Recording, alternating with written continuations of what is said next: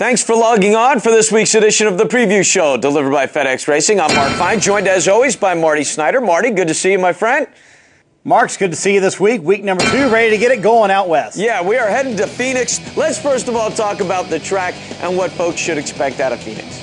Well, it's going to be the last time we see the racetrack as we've known it over the last several years. They're going to completely repave it and reconfigure it before we go back in the fall. This is actually their biggest gap between their spring and fall race. Obviously, they moved up a little bit on the schedule, so that's going to be a little bit different.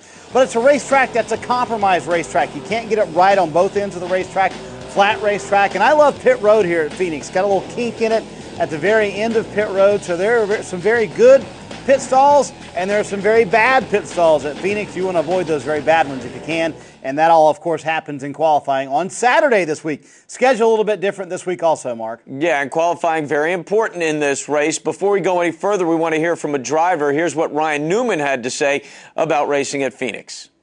Phoenix is a driver's racetrack just because the ends are so different. 1 and 2 is much tighter, 3 and 4 is bigger and sweeping. But at the same time, the crew chief has to compensate for what the driver likes or the driver feels and make the car happy on both ends. Typically, it's hard to get the car perfect on both ends, but you can make it happy on both ends. And all you got to be is do it better than the rest. So there's what Ryan Newman thought. Marty, back to you on this one. Now, let's look big picture. Obviously, it was a very exciting week in Daytona last weekend. This, of course, a very, very different race. And when we look big picture, I want to start with RCR. Any fallout after they had such a rough week at Daytona? I think there's really no fallout because they know that they very rarely have engine problems at Richard Childress Racing, and I think they'll be fine at the flat tracks this weekend and as we get back to normal racing. From what I'm told, I talked to Jeff Burton this week. He said that one of the problems was that when they part throttled the engine, that caused problems within the engine. That's not something that they had forecasted before the race, so they wanted to make sure that they got all the other teams notification of that. So Jeff was trying to diagnose that once his engine blew, and Kevin Harvick the same thing. But I don't think there'll be a problem from here out. I think that was strictly a restrictor plate thing and strictly a Daytona thing with RCR. All right, this year we've made some changes to the schedule. You already alluded to it. This was moved up in the schedule this year at Phoenix. Temperatures are always important when we're talking about driving. Is that going to have an effect? It might be a little cooler in Phoenix than it has been in the past.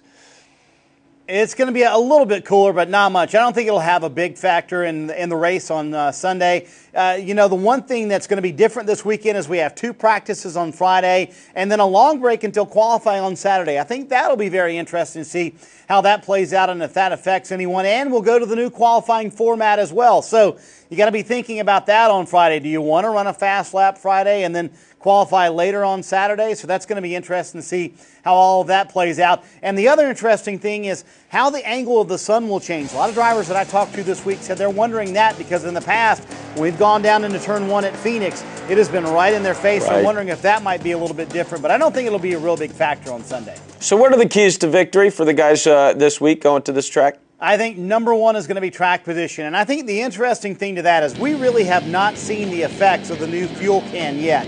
It really wasn't a factor at Daytona because nobody was really taking tires. So, the time it takes to fuel the car versus putting tires on versus not putting tires on and how you get out front. You've got to be out front in that top 5 at the end of the race if you want to have a shot to win this thing. And I think the teams that have practiced that the best, that know exactly how long it takes to fuel the car from any scenario, and fuel's a factor. Remember Denny Hamlin last fall at Phoenix. From any scenario, you have to know how long it's going to take to fuel that car and whether or not that will allow you to take tires, and that could be the difference in the race. All right, time for us to put up or shut up. We got to make some picks. I'm going with the layup this week. When you look at the stats, you've got Carl Edwards as the only driver to start and finish in the top 10 in both races at Phoenix last year. Obviously, he won both races at the end of last season, finishes second at Daytona, so I'm going to go with the hot hand and go with Edwards. Who do you like?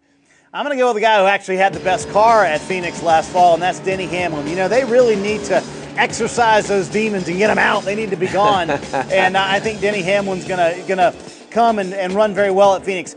I base that more really on the fact that they've been the best flat track team the last year and a half. They really have been very strong at tracks like Phoenix, so I'm going to go with Denny Hamlin this weekend. All right, as always, great stuff, Marty. Appreciate you spending the time, and we'll see you again next week. All right, man, take care. All right, and thank you for logging on for this week's edition of the Preview Show, delivered by FedEx Racing. We will see you again next week.